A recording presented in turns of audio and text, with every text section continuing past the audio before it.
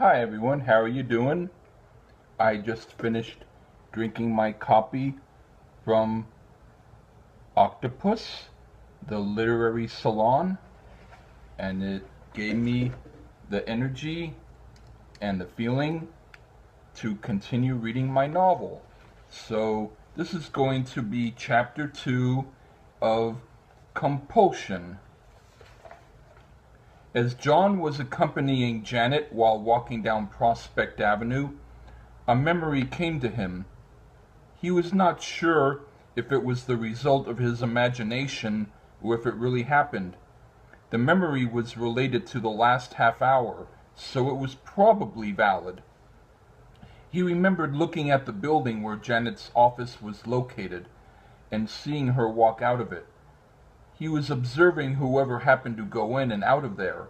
That was when he had the thought of wanting to be a part of their world. Since they all looked well dressed, he was thinking about them as a group.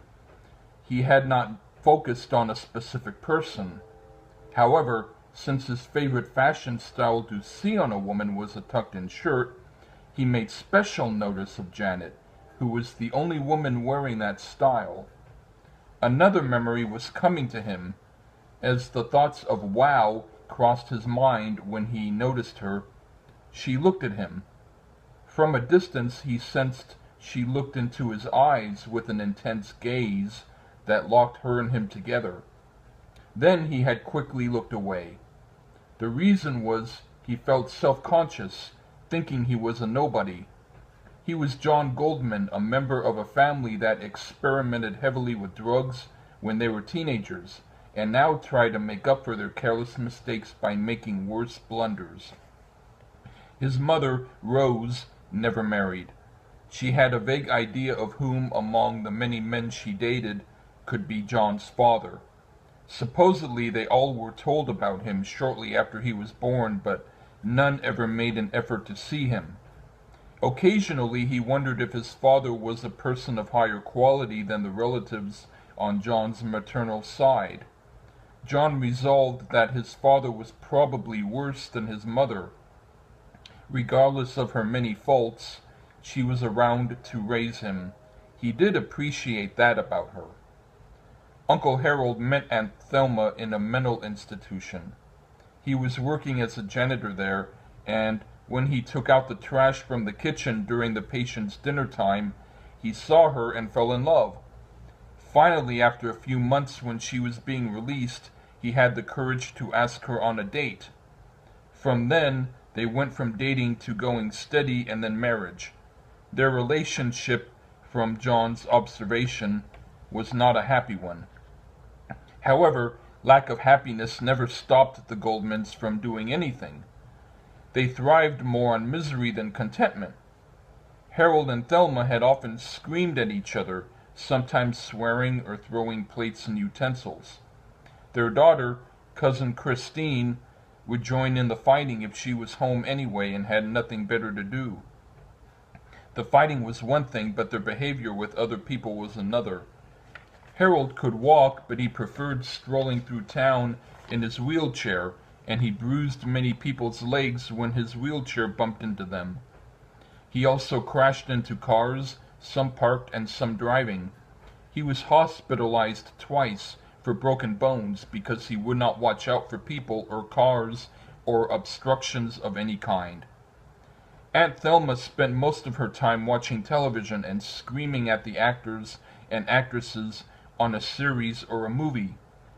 Christine spent most of her time on the internet, chatting with gay men who thought she was also a man because her hair was short. She would cry when someone would say she was very handsome and masculine, but then she would forget about it and continue chatting with the person. Twice a week, they all got together for dinner parties. Rose usually cooked the meals, consisting of some meat and vegetables without any seasoning. However, they decided today to go to the Elegant Nibble, a place recommended by a few of the cashiers at the supermarket where she bought her groceries. John would accompany her on grocery day, and she always picked the most overweight cashier to serve her. Once, She tried introducing John to one of those cashiers, with the idea of him having a girlfriend, but he would rip up the telephone number given to him. Once in a rare while, the Goldmans would get invited to a party where there were some slim people. Otherwise, they associated only with others who were their weight or more. When John saw Janet a half hour ago, he quickly dismissed the idea she would be someone he would meet. However, now that he thought about it, he should have given himself more credit. He managed to stay slim and he dressed in clean clothes. He wore his polo shirt, white, tucked into his jeans. The jeans had no belt, but they fit him well, and he figured that he made the best effort he could for an early afternoon lunch, where his family would probably never enter again. They went strictly as an incentive for Harold to agree to keep his doctor appointment, which was several blocks away from the restaurant. John should have realized his family would make no effort to allow the experience to be fun. He knew he made the right decision when he walked out of there. After Janet had stared at him, she immediately crossed the street and walked towards him. There was a fence separating a half block of length in the middle of the road, but she walked around it and then specifically approached John with her hand extended, not so much as a request for a handshake but an order. She gazed at him with a smile of contentment, as if she finally found someone in which she was looking. Her pants were a blue and black checkered plaid pattern, reminding him of a professional workplace. Her brown belt and her black shoes helped complete the image. John realized that the reason he forgot seeing her across the street at that time was because she looked too much like his ideal woman, and such a thing, especially considering his past experience, must have seemed unlikely to be real. Because Janet continued gripping his hand while approaching the corner of Prospect Avenue and Pine Street, which was one of the most upscale areas in town, John felt a connection, as though it was no longer about a handshake but the bridging of energy between them. Though she looked like she was focused on heading towards Mr. Tilden's residence, she smiled at John as if answering a question he had not asked. He felt more confident in his part. For her to keep him, she must have had some feelings of awkwardness and loneliness. He was curious how she would act if he tried something. Her grip was comfortably firm. Her fingers were aligned on his in such a way as to seem almost like a fashion statement. Suddenly he yanked as hard as possible, wondering if he could get free. Her hand stayed firm, gripping tight, as if nothing else mattered but to keep holding on. He kept pulling, harder and harder, as if trying to pull a potato out of the ground. He was not able to do so. He wiggled his hand in hers, in case a specific combination of twists and turns would help the dislodging process. Janet was straight-faced, not necessarily angry, but perhaps slightly impatient. John was anxiously, really hoping he could get loose, so he could find out if she would grab on again or stop completely. However, there was a certain metaphysical glue preventing him from doing so. Finally, after an approximate 5 or 10 minutes, he stopped trying to let go. Janet's expression did not change composure, but John sensed she was relieved. He would allow her to feel settled again so he could concentrate on what she had to do. John would behave while they visited Mr. Tilden. The man would notice how unusual the handshake looked. John would observe Mr. Tilden's reactions. Mr. Bentley had been uptight. John was looking forward to seeing someone else get uptight. He would also observe Janet's reaction to Mr. Tilden's concern. Suddenly, he heard someone yell, "John!" They looked back and saw Harold, riding fast in his wheelchair. His forehead was cut and a few drops of blood appeared. He stopped his wheelchair close to them. His facial expression was as if he had amnesia. John asked, "Are you going to your appointment?" Harold said, "Yes, that's why I need to talk to you. I need you to come with me." John frowned. "I'm busy now." "It won't take very long. All we have to do is go to the bus towards West Heron. My appointment's for 9 o'clock at night. I want to get there early in case they take me right away. The place is just a couple of blocks from the restaurant. Harold nodded. I thought so too, but I apparently got it wrong. I need to go to the emergency room. My stomach ripped open and they need to operate. John was not sure whether or not he should feel concern or impatience. His uncle made mistakes like that in the past. Thinking he needed an operation, John said, If you get on the bus now, you'll make it. I need you to come with me. I'm with someone right now. She can come too. John said, If we go there with you, I can make sure you make it in the building and then me and her will go. Harold pouted. Please, John, I need you to stay overnight with me. I'm horribly frightened of hospitals and I can't do it unless you're there in the operating room. John thought enough was enough. There's no way that will happen. I've decided I'm not going at all. Harold cried, Please, John, please, please, please, John, please, please. To Janet, John said, We're going to have to ignore him. Janet nodded. I didn't know your uncle was this ridiculous. He looked like he fell in a large pile of soft dirt. Harold wiped the front of his shirt with his hand. You don't have to be so rude. I ate a cupcake and a crumb or two of chocolate landed on my shirt. What do you want from me? Do you want me to die? John said, I'm not going to answer that right now.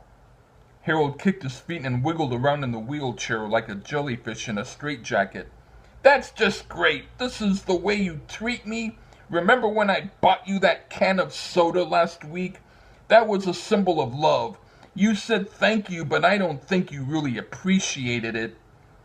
You bought it at a place where it was 50 cents, and they gave it to you for half price because you said you were a senior and needed a discount. Money is money. That's something you wouldn't understand. Have you ever needed to stretch $5 to last the whole week? John laughed. Okay, you can make $5 last a week, but the last time you did that, it was because you spent $300 on a fruit juicer that didn't have a plug. Do I tell you how to spend your money? No, that was out of my accessories fund. I never confuse my foolish money with my food money. That's why you have a lot of gadgets taking up a lot of room in your house, and you need to borrow money from my mother so you can eat. You sound like you think I'm an idiot. You're very knowledgeable when it comes to using ill judgment. Harold moved up and down in the wheelchair. The bus will be here soon. I need you to come with me to the hospital.